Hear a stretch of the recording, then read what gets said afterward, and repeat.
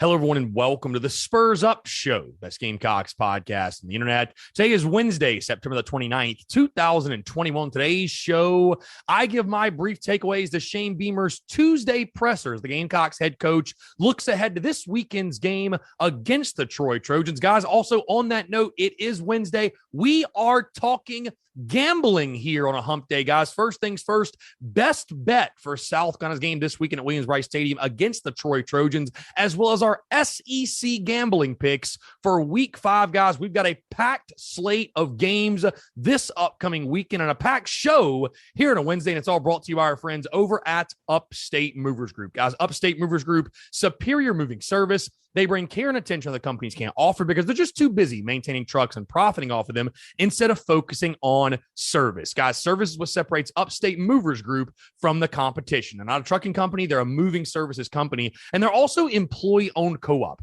Their movers are paid twice the industry average, and everyone on the crew is invested in your success. They have dedicated professional crew members, and they also offer black glove service. They offer end-to-end packing services, custom crating and packaging special items, and cleaning services as well. They're founded by Greenville natives and University of South Carolina alumni, guys, so a Gamecock-owned small business. They also offer 20 years of project management moving experience, and they can offer logistics and solutions that traditional moving companies simply do not have the skills for. Guys, whether in the upstate or across the state of South Carolina, if you have any moving needs in 2021, be sure to check out our friends over at Upstate Movers Group. You can find them on social media at Upstate Movers Group. Or of course, if you have any other questions, go to their website, upstatemoversgroup.com. That's upstatemoversgroup.com. Be sure to check them out and tell them Chris from the Spurs Up Show sent you. Let's get it.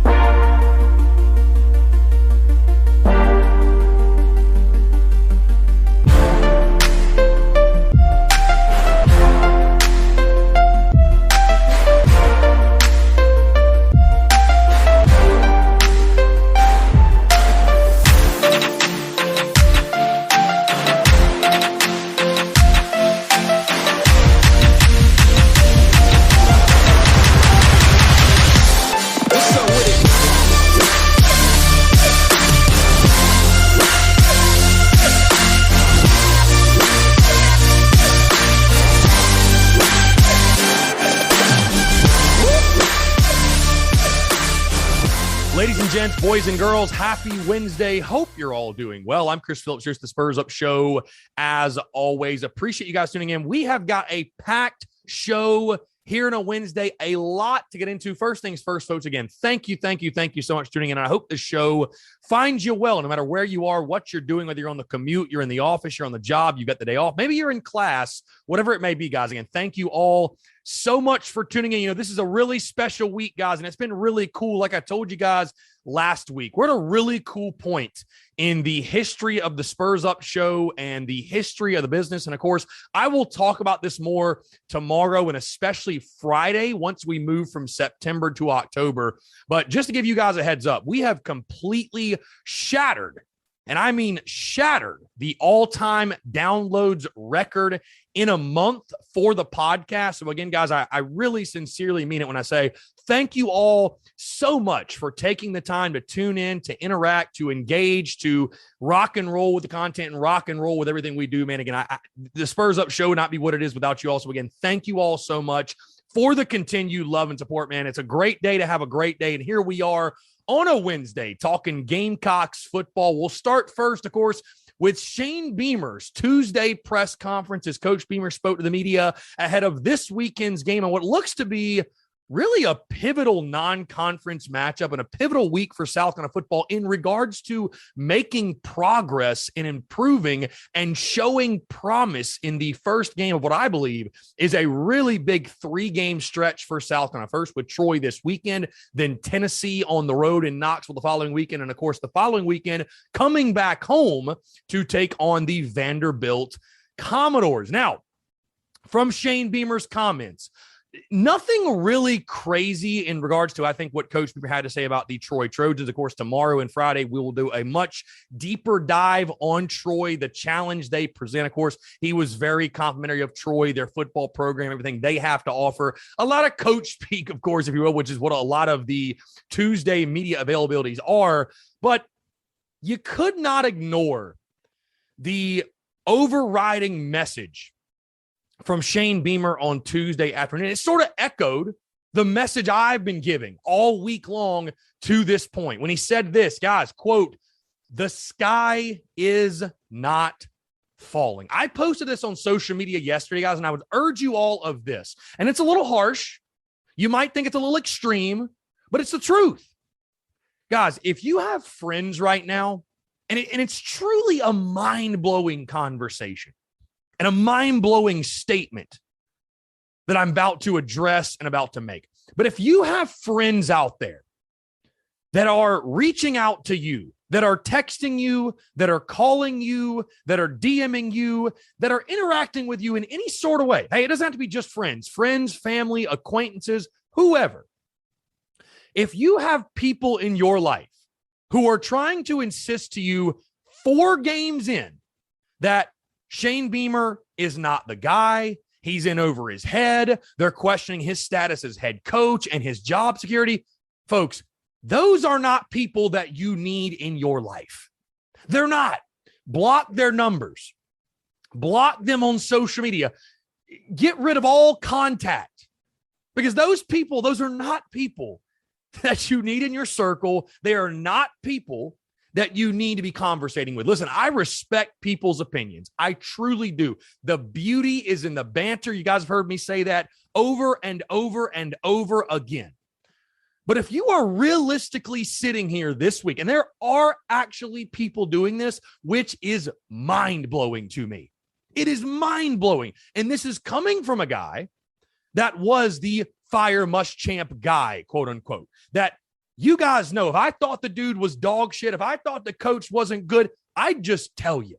I got no problem doing so. Hey, I'm not attached to the school in any type of way. The beauty of my business is I can say whatever I want.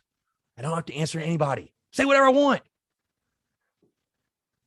But through 4 games of year 1 of Shane Beamer, and there are really people that are trying to have that conversation. And it's not many. It's not many. But those are people you do not need to associate with at all in any way. They are certainly not friends of mine. So again, I completely echo what Shane Beamer was saying. And it's just crazy to me, guys. It's crazy. And I understand college football fans are really, really passionate. Gamecock fans, some of the most, if not the most passionate in all of college football. But I just can't compute how, guys, there are 8 more games to play. There are 8 more games to play. Does that mean you shouldn't be critical? Does that mean you should be happy with the result that we had over the weekend? Which, again, it's crazy that it's Wednesday and we're still kind of dwelling on it. No, that doesn't mean you should be okay with that or that you shouldn't hold people who are making a lot of money to coach football accountable. But did anyone think in year 1 this was going to be some smooth sailing, no bumps in the road? Oh, everything's just going to work out. Again, I said it earlier in the week, and I'll say it again. Those people who are even raising an eyebrow, if you're even starting to question for 2 seconds Shane Beamer and what he's doing, these were the people in the preseason that I tried to warn. They were the 8-4, 9-3 crowd that don't understand how football or sports, for that matter, works. They just don't. Again, I respect all opinions, but some are better than others. Let's just call it for what it is. So be upset, be frustrated. A lot of things have got to change and get better by the time we get to Saturday against Troy. But for people to be insinuating that, oh, maybe Shane Beamer was the wrong guy, maybe he's in over his head, like, I will not entertain that conversation. I'm not going to entertain that conversation. And you shouldn't either. You shouldn't either. You knew what you were getting yourself into when you hired a head coach who had no head coaching experience. And I don't say that even. I don't even say that to look at the game against Kentucky and say that, oh, I put the loss on Shane Beamer. I'm not saying it for that reason, but you got to let them grow. You got to let them evolve. You got to let Shane Beamer and company build this thing. And hey, if Marcus Satterfield or Greg Atkins or any other parties need to go at end of season, Shane Beamer, I fully believe, will make the best possible move that's in the best interest of Gamecocks football. That's why you hired him. because you believed he would do that. So I fully echo the sentiment. I'm glad Shane Beamer said it. The sky is not falling, guys. Does it suck to lose to Kentucky? Does it suck to lose the way you did? Yes. Yes, it does. No one is denying that. Does change have to happen? Does there have to be adjustments made? Do you have to respond to adversity the correct way? Yes. Yes to all those things. But the sky is not falling. I mean, it's crazy to me. I guess losing to Kentucky is like the end-all, be-all for Gamecock fans. Gamecock fans can put up with a lot, but man, losing to Kentucky, you guys do not take it very well. That is for sure. And it's like I said last week, if there was any other logo on that blue helmet other than the UK helmet, I don't know the Gamecock fans are that upset. I don't think Gamecock fans are overreacting the way they've been, but it's because it's Kentucky. And the majority of the South kind of fan base, for whatever reason, even after losing 7 of 8, feels like we are so far above losing to a Kentucky. We are just so far above them as a program. And guys, it's just a harsh reality that, you know what, right now, you're not. You're not. And I know that a lot of you don't like that because you should have read my DMs. You should have heard some voicemails I got. You should have seen some comments I've been getting all week. Gamecock fans need somebody to lash out at and somebody to blame it on and somebody to take out their frustration on. And I'll be that guy. That's totally fine. But hey, if you don't like what I'm saying, if it hurts your feelings, tough shit. It's the truth. And it's okay. But get over yourself. It is what it is. Year one of a rebuild. Stress on the word rebuild. I think some people did not comprehend that when Shane Beamer got hired. The program was a dumpster fire when Shane Beamer got the job, guys. And one offseason is not going to fix all of the problems. And the greater point, by the way, of all of this, the greater point of it all, you're exactly where I picked you to be in preseason, and I still picked you to go to a bowl game, guys. Season's not over. The season's not over. But again, that's why I spent all week last week trying to jam perspective down your throat. Because many of you hearing the sound of my voice set such expectations on the Kentucky game where that's how you felt after the game had concluded and how you felt all week long that, oh, our season is over. We're done. It's over. Because we didn't beat Kentucky, we're not good enough to win this game, this game, this game, and this game. And guys, here's the reality. Kentucky's a better team than Tennessee. They're a better team than Missouri. They're better than a lot of teams you play. So just because you lose to a, oh, by the way, 4-0 Kentucky team now does not mean that you're not going to win a game the rest of the way out. Now, of course, you've got issues you have to fix on your own side of things. But this reaction this week, and again, I did not even plan to go on this rant, but it's just all week long. I mean, people used to come at me for being the negative guy. Oh, people would tell me, oh, Chris feeds off negativity. He loves being negative.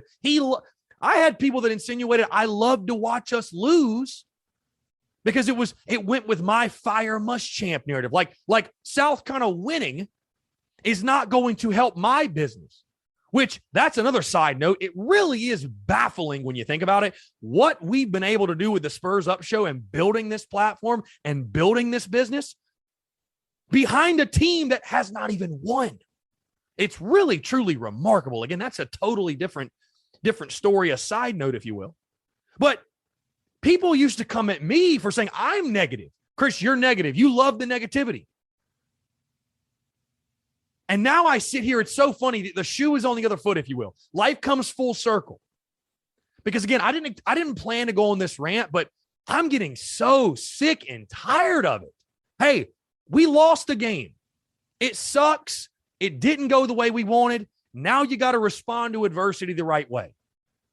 Guys, the OC's not getting fired this week.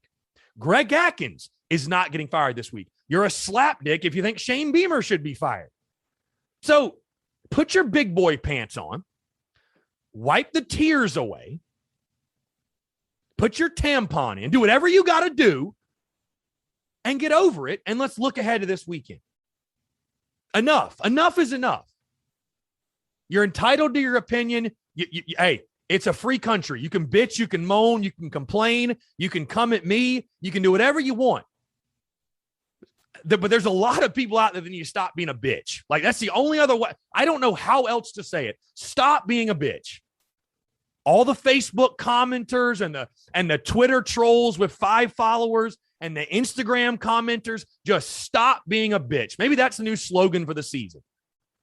Enough is enough. South Carolina was not supposed to beat a Kentucky program with a 9th-year head coach. It would have been a greater indictment on Kentucky as a program than it is on South Carolina to lose the game.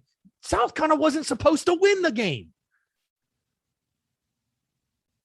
Some of you are acting like South Carolina's the one with the 9th-year head coach and Kentucky's the one with the 1st-year head coach. Guys, accept your reality, buckle in, and get behind Shane Beamer because he's going to be here for a while. Marcus Satterfield's got at least one more season. I'm just tired of it, bro. Like, I'm sick of it. I was wondering why I was feeling off Monday, Tuesday. It's like, God, I mean, it's exhausting. It's been exhausting to a degree. And hey, I'm built for it. It's fine. There have been much darker days over the last couple of years with the previous regime. Trust me. But be critical, demand more, but my God, you knew what you were signing up for. Let them build. As Shane Beamer said, guys, the sky is not falling. You've got a great opportunity in your next 3 games, beginning on Saturday with Troy. Then you've got Tennessee, who's not very good. Then you've got Vandy, who is not very good at all. You could be sitting at 5-2. And who on God's green earth is going to look back after you're 5-2 and say, oh, well, we lost to Kentucky, so it wasn't a great start of the year. Are you kidding me? Are you joking? So buckle in. Buckle in, stop being a bitch, and get behind Beamer. Life truly does come full circle because at one point you're the fire coach guy, and the next time you're not. So, hey, you lose to Troy this weekend, I give you permission to panic. If things reach a certain level, you can panic. But, God, you lost 1 game, guys. I mean, you're 2-2. I get it. You've lost 2 in a row, but you were supposed to get killed by Georgia. What did you expect? And Kentucky, again, I don't know, maybe it's because my expectations were set properly. I picked you to lose. Hold people accountable, complain, do whatever you want to do. But again, these people that are calling for Shane Beamer and questioning him as a head football coach, it's pure madness. It's lunacy. It's lunacy. It's lunacy. I always sit back and laugh because, I get paid to put out takes on social media. So I'm bound to put some out there that maybe you raise an eyebrow and say, well, that wasn't a great opinion. Whatever. It is what it is. It happens. But I always am just baffled and just get a good laugh out of some of you out there putting out terrible takes, and you're not even getting paid to do it. You're just you're willingly making yourself like a fucking idiot. I can't compute that. So maybe think next time before you hit the send on the tweet. Maybe think next time before you post that comment in whatever Facebook group you're in or that comment in the Instagram. I just don't understand what some people thought they were signing up for. Guys, this is Gamecocks football. This is year 1 of a rebuild. The sky is not falling, as Shane Beamer said. He shouldn't have to come out and say that. But unfortunately, he does. Buckle in, embrace these dudes, wrap your arms around them. And hey, Shane Beamer, nor Marcus Satterfield, nor Clayton White, nor any coach in all of college football is immune from criticism. And hey, it's a results-oriented business. If you don't get the job done, you will be replaced. But my God, it's year 1, guys. It's year 1. At least give him the opportunity to fail. Give him the opportunity to really fail. What do we have to lose, guys? Carolina's never won a damn thing in 100 years. Some of you acting like we have some great tradition to uphold. I mean, Jesus Christ, give the guy a chance. That's all I'm saying. Give him a chance. All right, I'm going to stop. I'm getting a little more fired up than I planned to here on a Wednesday. Shane Beamer also, Luke Doty, updating his health. That was my biggest takeaway. One of my biggest takeaways is that, we're all questioning the offense. We're all questioning Satterfield. We're all questioning the play calling. And, comes out from Shane Beamer that, Luke Doty was never really as healthy, or the injury was never as not bad as we thought it was. It sounds like the injury was much closer to a broken foot, and as what it was originally reported by Mike Yuva. By the way, shout out Mike. He had that report, and hey, he was right. He was right. I think the original report was much closer than than Shane Beamer when he tried to put out the fire field. Either way, whatever. Shane Beamer saying, hey, he's healthy enough to play, but if we asked him to go run a 40-yard dash, is he going to go run a 4.4? Is he going to run the best 40s ever ran? No. So, and we've been able to kind of see it the last couple of weeks too. He's been a little bit gimpy, hasn't had quite that explosiveness, but he's still your best option. I just think that's interesting. Again, guys, like we said in the preseason, Beamer's first season, it's going to be a bit of a roller coaster. There's just going to be things that happen that don't make a whole lot of sense. And this is just kind of, I think, one of those things you're just kind of having to deal with. Hey, Luke Doty's your best option, even not at 100%. That just, it is what it is. It is what it is. So hopefully this weekend, we see a little bit closer, at least to 100% of Luke Doty, if not fully 100%, because, I think we all agree his athleticism is something this offense desperately, and I mean desperately, needs right now to get the football moving. Other than that, nothing crazy from Shane Beamer. Obviously, just looking ahead to the Troy game. Again, did not expect to go on that rant, but I feel like I've been keeping it together pretty well, reading all the nonsense and hearing the nonsense. And like I said, guys, after Kentucky, that's when I knew I was like, okay, it really is Carolina football season now, because, everything was great over the preseason. Everything was happy over the summer.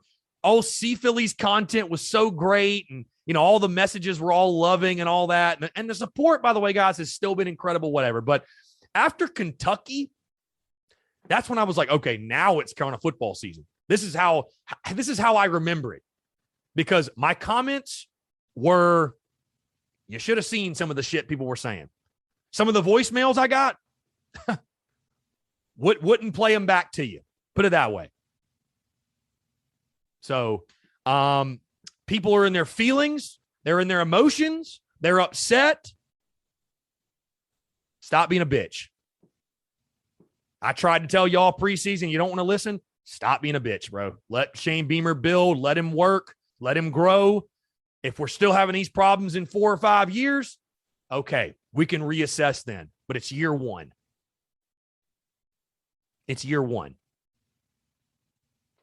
All right, let's move into our gambling plays. Best bet for South Carolina Troy. This is a really interesting gambling line for the game this weekend, guys. Gamecocks opened up as a 9-point favorite. That line actually dropped. So money coming in on Troy. The line settles now at South Carolina, a 7-point favorite. The over-under set at 43.5. Now, we all understand the situation that's at hand this weekend, and that South Carolina needs to do everything in their power to, outside of getting a win, build confidence, right? Get a big win and build confidence. With that being said, guys, and I'm not ready to make a score prediction. Obviously, that'll happen Friday. I think Troy is actually a sneaky good team. What scares me is this.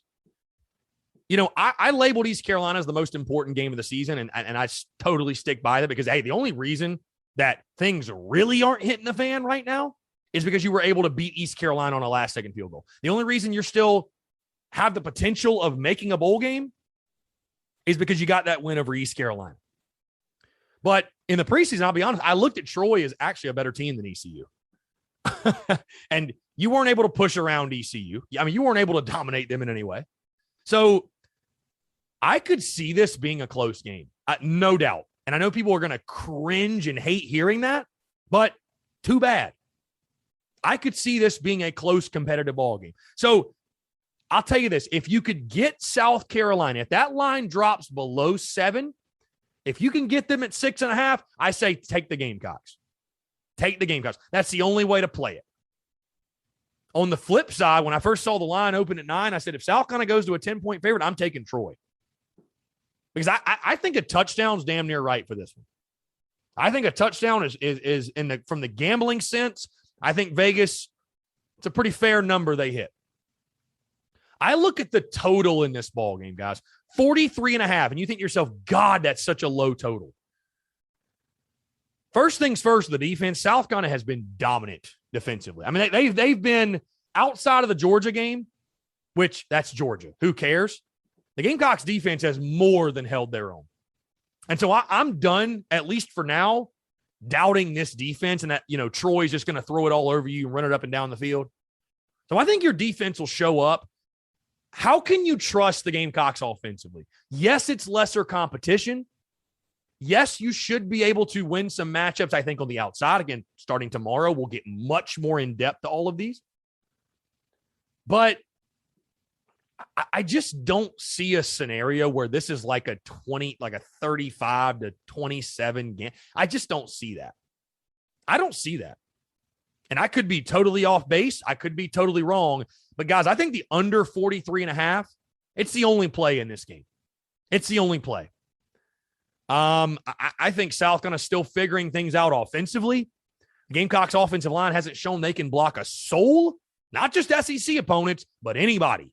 So what tells you the Gamecocks are going to find any offensive rhythm or identity or consistency this weekend? And so for that reason, again, I think under 43.5, you couple what South Carolina's got right now, a bad offense with a pretty good defense. I think it's a no-brainer. Under 43.5, my best bet for South Carolina, Troy. Guys, with that being said, let's move into SEC gambling picks for week 5. And boy, oh boy, do we got a good slate of games. It's all presented to you by our friends over at Prize Picks. Guys, so many of you have signed up for Prize Picks. So many of you are winning money on Prize Picks. So again, I appreciate you all, your love and support with the Prize Picks platform. If you have not done so, guys, you are truly missing out on the fun. PrizePicks.com, or go download the Prize Picks app, guys. Use TSUS, the code TSUS. When you download the app or go to the site, use it at sign up. You're going to get a 100% instant deposit match up to $100. Guys, Prize Picks is the simplest fantasy game on the market, focused around prop total entries. Yes, prop plays. So like over under, yards passing, yards rushing, touchdowns, interceptions, anything you can think of. That's what it's focused on. You can pick 2 to 5 players. You can win up to 10 times on any entry, guys. Prize Picks also has no sharks, optimizers, or mass multi-entry. So it's just you against the projection.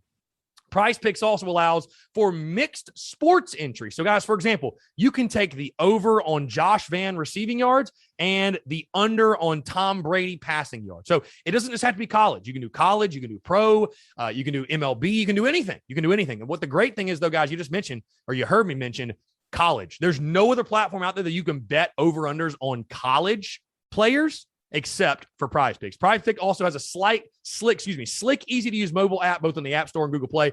They're a 4.8 star rated in the App Store with rave reviews. Guys, again, if you don't have Prize Picks right now, guys, I think we've had like over 100 signups, which is incredible. These guys hit me up in the preseason and say, hey, man, we'd love to partner up with you. Take a look at our app. What do you think? I said, this is genius doing the prop plays. And some of the plays, guys, are so easy. They're so easy. It's like a no-brainer. You can win so much money on this app. So again, guys, it's your friends over at Prize Picks, prizepicks.com, and or download the Prize Picks app and use the invite code TSUS at sign up to receive a 100% instant deposit match up to $100.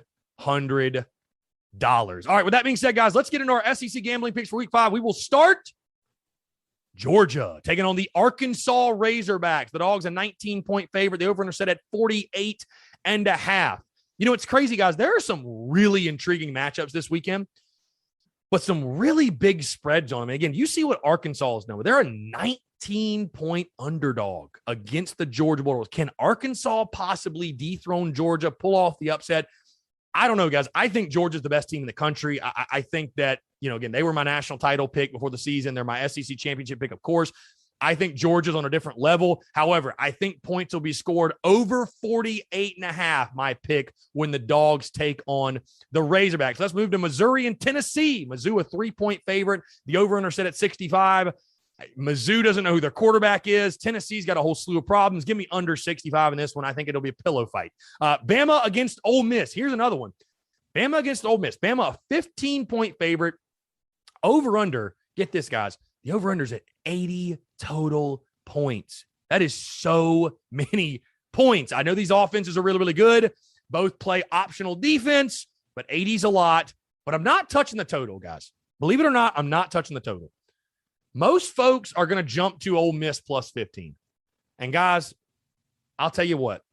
You don't get rich betting against Alabama. Bama flexes their muscles this week, and I got Bama covering the 15. You know what? If I'm wrong, I'm wrong, but I'm not going down swinging on anybody else other than the Alabama Crimson Tide.